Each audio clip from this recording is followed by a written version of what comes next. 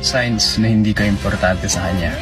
Number 1, ikaw palagi nag-i-initiate ng conversation. Pag hindi ka nagparamdam sa kanya, hindi na rin siya magpaparamdam sa'yo. Ang taong interesado sa'yo, gugustuhin kang makausap palagi. Number 2, hindi niya na-appreciate yung oras na nabibigay mo sa kanya. Yung pakiramdam na parang inaabala mo pa siya, tapos parang ipaparamdam niya na nasasayang yung oras niya sa'yo. Number 3, pag nagsasabi ka ng nakakasakit sa'yo, ikaw pa ang may kasalanan. Like, tinatry mo nga i-communicate sa kanya para ma-resolve yung dalawa. Pero in the end, nababaliktad ka pa.